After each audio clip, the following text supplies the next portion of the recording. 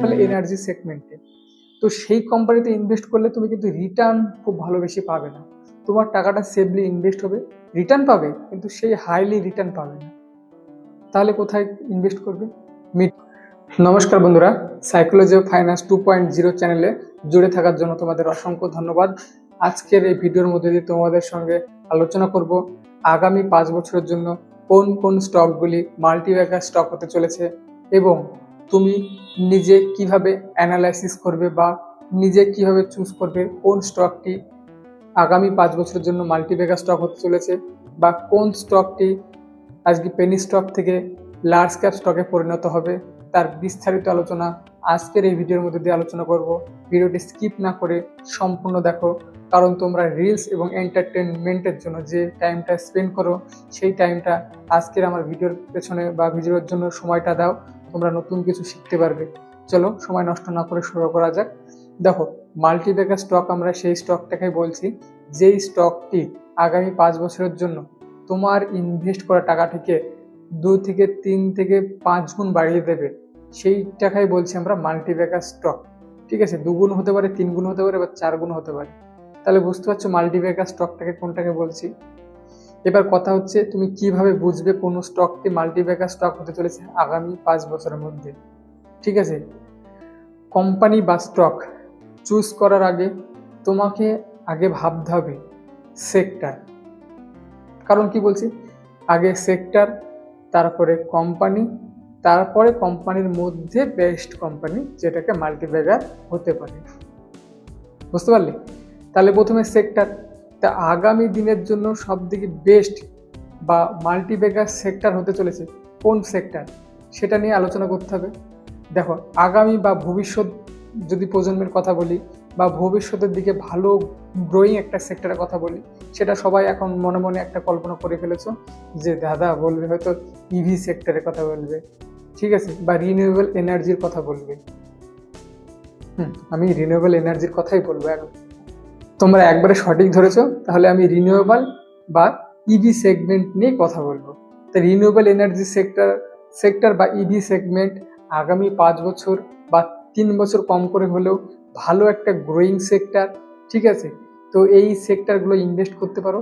এবার কথা হচ্ছে, দেখো, ইভি সেক্টর বা রিনিউয়েবল এনার্জি সেক্টরে প্রচুর কোম্পানি রয়েছে। সে তুমি লার্জ ক্যাপ, স্মল ক্যাপ এবং মিড ক্যাপ, এর মধ্যে প্রচুর কোম্পানি রয়েছে। এবার অনেকে কি মনে করে যে বড় কোম্পানি বড় হবে, একদম ভুল ধারণা। দেখো, যে বড় হওয়ার সে কিন্তু একটা ভালো প্ল্যাটফর্ম অলরেডি পেয়ে গেছে। ঠিক আছে, যে টপ লেভেলে হওয়ার সে কিন্তু টপ লেভেলে পৌঁছে গেছে। মানছি যে টপ লেভেলে আছে বা যে টপ লেভেলে রয়েছে সে কিন্তু নিচে গড়িয়ে যাওয়া বা নিচে পড়ে যাওয়ার চান্স খুব কম, 0%ও চান্স কম নিচে পড়ে যাওয়ার। কিন্তু একটা কথা ভাবো, যে টপ লেভেল অলরেডি রয়েছে সে কিন্তু টপ লেভেলে আরও যাওয়ার চান্স নেই। সে কোথায় যাবে? সে তো অলরেডি টপ। দেখো, যে টপ কোম্পানি রয়েছে ইভি সেগমেন্টে বা রিনিউয়েবল এনার্জি সেগমেন্টে, তো সেই কোম্পানিতে ইনভেস্ট করলে তুমি কিন্তু রিটার্ন খুব ভালো বেশি পাবে না। তোমার টাকাটা সেফলি ইনভেস্ট হবে, রিটার্ন পাবে, কিন্তু সেই হাইলি রিটার্ন পাবে না। তাহলে কোথায় ইনভেস্ট করবে? Mid cap. মিড ক্যাপটা কি পজিশনে থাকে একটু বলি। মিড ক্যাপ স্টকটা হচ্ছে লার্জ ক্যাপ স্টকের থেকে নিচে এবং স্মল ক্যাপ স্টকের থেকে একটু উপরে, মিডিল পরিমাণ, যাকে তুমি মধ্যবিত্ত বলতে পারো। ঠিক আছে, এদিকেও নেই ওদিকেও নেই, না ধনী না গরিব। ঠিক আছে, ঠিক সেই রকম একটা হচ্ছে সেক্টর মিড ক্যাপ সেক্টরের স্টক। তো মিড ক্যাপ স্টকগুলো কি হয়, মিড ক্যাপগুলো কি হয়, তোমার লস খাওয়া যেমন চান্স খুব একটা বেশি হয় না, লার্জ তোমার ইন্টারেস্ট বা বেশি রিটার্ন পাওয়ার চান্সটাও খুব একটা বেশি হয় না। ঠিক আছে, আর একটা রয়েছে স্মল ক্যাপ। এটা হচ্ছে খুব ইন্টারেস্টিং বা এইখানেই প্রশ্ন আসে, রিস্ক হেতু রিস্কে, এই জিনিসটা ঠিক স্মল ক্যাপের সাথে খুব সম্পর্কিত বা জড়িত। তুমি যদি রিস্কলি স্মল ক্যাপে ইনভেস্ট করতে পারো তাহলে হয় হাই রিটার্ন পাবে, নাহলে অনেকটা লস বা ক্ষতির সম্মুখীন হবে যদি স্মল ক্যাপ স্টকটি সঠিক চুজ বা বেছে নিতে না পারো। ঠিক আছে, আজকে আমি তোমাদের সঙ্গে সেই বিষয়ে আলোচনা করব, সেই ইভি সেগমেন্ট বা রিনিউয়েবল এনার্জি আগামী 5 বছরের জন্য ভালো একটা গ্রোয়িং সেক্টর হতে চলেছে এবং হাই গ্রোয়িং একটা সেক্টর, তাহলে এই স্মল ক্যাপ, মিড ক্যাপ এবং লার্জ ক্যাপের মধ্যে ঠিক কোন কোন কোম্পানিগুলি রয়েছে তুমি ইনভেস্ট করে হাই রিটার্ন বা মাল্টিবেগার একটা স্টক চুজ করে নিতে পারো। তার জন্য প্রথমে চলে আসি একটা মাল্টিবেগার স্টক এবং সরাসরি রিনিউয়েবল এনার্জির সঙ্গে যুক্ত, সেটা হচ্ছে সুজলন এনার্জি। দেখো, সুজলন এনার্জি 1995 সালে গুজরাটে আহমেদাবাদে প্রতিষ্ঠিত হয়। তাহলে এই গুজরাটে আহমেদাবাদে প্রতিষ্ঠিত হয়, গুজরাটে প্রতিষ্ঠিত হওয়ার পেছনে এই সুজলন কোম্পানির একটা বড় ইতিহাস রয়েছে। কি ইতিহাস? সুজলন কোম্পানি রিনিউয়েবল এনার্জি তো অনেক রয়েছে, সেটা সোলার হতে পারে, সেটা বায়ু শক্তি হতে পারে, সেটা জল শক্তি হতে পারে। তো এই সুজলন কোম্পানিটা সম্পূর্ণরূপে বায়ু শক্তি সেগমেন্টের সঙ্গে যুক্ত।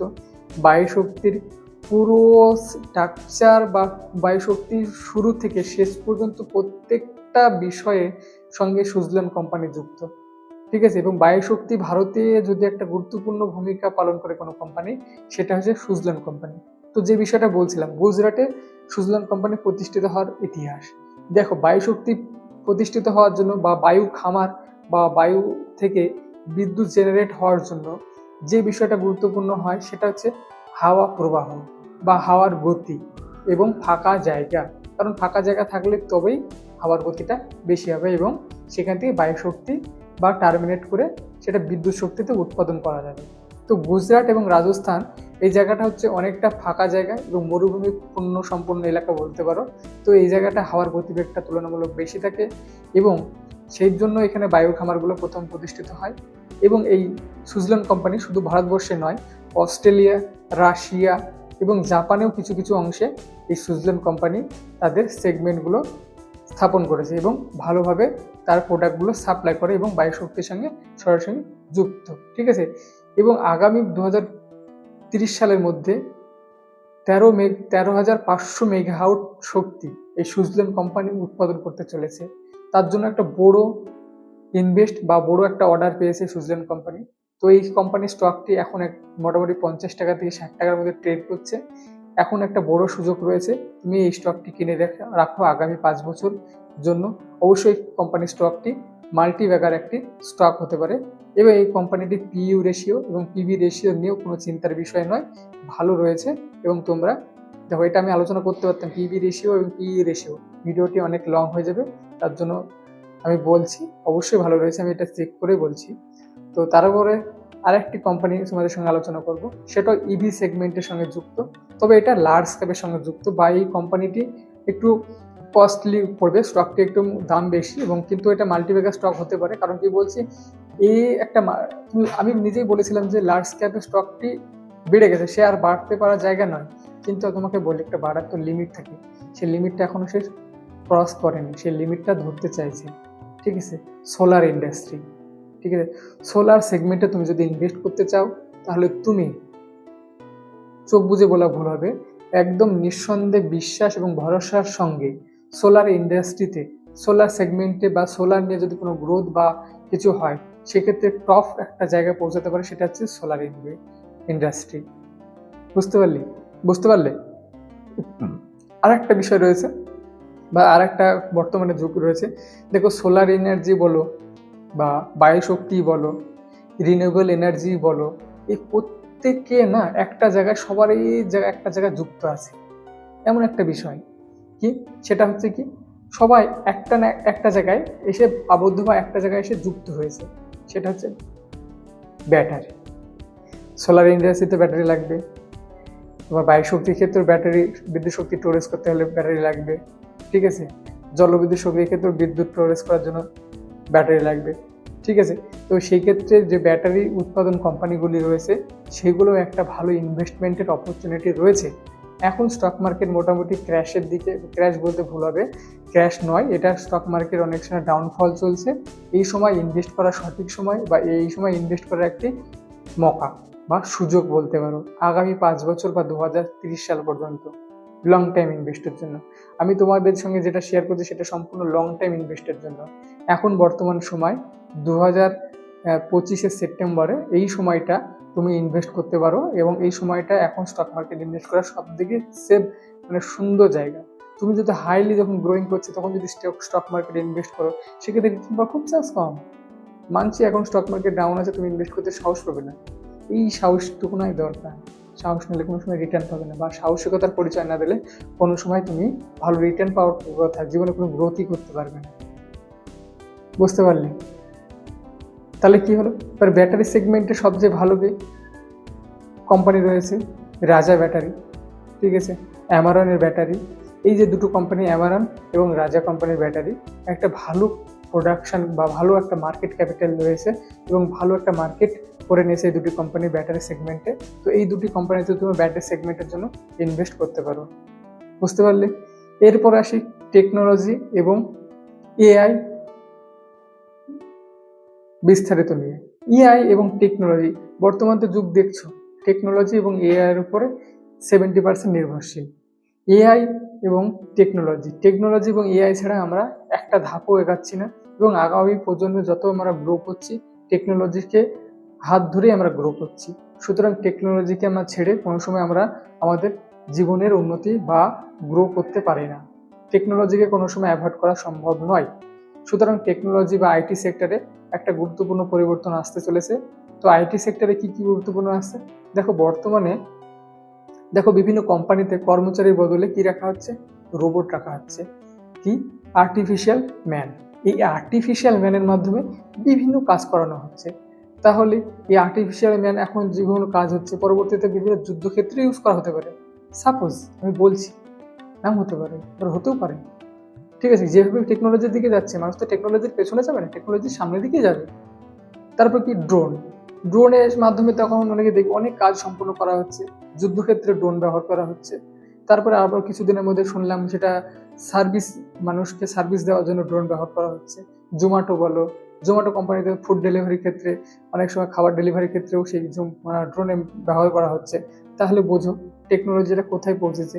তো সেই ক্ষেত্রে আইটি সেক্টরে একটা গুরুত্বপূর্ণ রয়েছে। তো সেই দিক থেকে আইটি সেক্টরে আগামী 5 বছরের জন্য ইনভেস্ট করতে পারো। আগামী 5 বছরের জন্য ইনভেস্ট করার জন্য বেস্ট কিছু আইটি স্টক তোমাদের সঙ্গে শেয়ার করব। প্রথমে চলে আসি উইপ্রো। দেখো উইপ্রোর নামটা কেন বলছি, ইনফোসিস না বলে আমি উইপ্রো কোম্পানির নামটা কেন বললাম, তার পেছনে কারণ আছে। দেখুন, উইপ্রো একটা ভালো রিটার্ন দেওয়ার জায়গায় রয়েছে। উইপ্রো থেকে মানছি আপনাদের যুক্তি সাপেক্ষ বড় হতে পারে, কিন্তু ইনফোসিসটা কি হয়, ইনফোসিস কোম্পানিটা ভালো একটা গ্রো করে গেছে, কিন্তু উইপ্রোটা সেই জায়গায় এখনো পৌঁছায়নি। কিন্তু অবভিয়াসলি উইপ্রো ইনফোসিসকে ছাড়িয়ে যাবে এবং একটা ভালো জায়গায় পৌঁছাবে অবভিয়াসলি। আর এখন 2025 সেপ্টেম্বরে উইপ্রো যে একটা অ্যামাউন্টে ট্রেড করছে, লং টাইমে ইনভেস্ট বা 5 বছর ইনভেস্ট করার জন্য সেরা একটা পজিশন। তার জন্য উইপ্রো নামটা আমি প্রথমে নিলাম, ঠিক আছে। তারপর তুমি ইনভেস্ট করো ইনফোসিস, তারপরে ইনভেস্ট করো তুমি এইচসিএল, তারপর তুমি ইনভেস্ট করো টিসিএস। দেখো টিসিএস এ অনেকে ভাবে টিসিএস এর নামটা তো দাদা সামনে বলা উচিত ছিল।